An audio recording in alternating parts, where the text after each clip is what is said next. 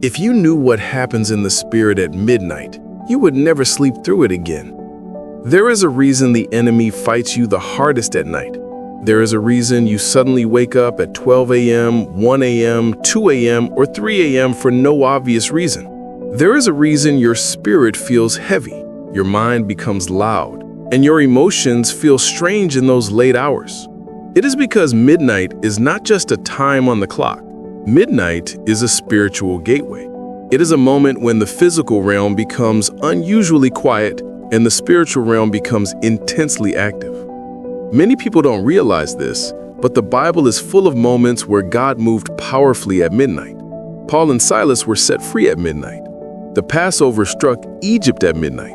Ruth's destiny shifted at midnight. Jesus told a parable where the bridegroom arrives at midnight. Midnight marks the changing of seasons, the shifting of atmospheres, and the beginning of a new day, even though the world is still dark. And that's exactly how God works. He begins your new chapter long before you can see the sunrise. But here's the deeper truth. While heaven is active at midnight, the kingdom of darkness is also active. Midnight is a moment of high spiritual traffic. Battles are fought, seeds are planted, doors are opened. And this is why midnight prayer is so powerful, because you are stepping into a moment where heaven is working, but the enemy is also planning. Midnight prayer interrupts the enemy's agenda. Midnight prayer exposes what was hidden. Midnight prayer breaks cycles that daytime prayer never touches. Midnight prayer positions you to hear God more clearly, because your mind isn't distracted, your phone isn't ringing, and your spirit is more sensitive. So why does the enemy fear midnight prayer? Because midnight prayer is disruptive. It breaks patterns. It breaks generational cycles. It breaks demonic programming that is often planted while people sleep. It breaks fear, delay, confusion, and spiritual blindness. At midnight, you are confronting spiritual activity in the moment it is happening.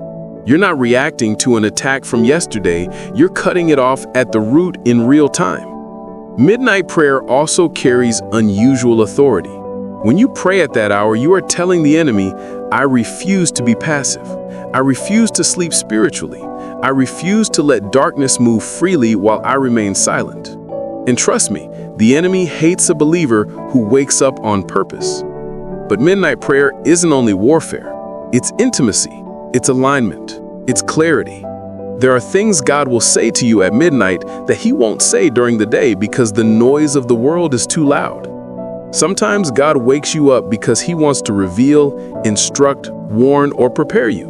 And if you simply roll over and go back to sleep, you miss moments where heaven was trying to speak. If you pray at midnight, here's what you'll begin to notice. Your dreams will shift. Your mind will stabilize. Your spirit will feel lighter. Your discernment will sharpen.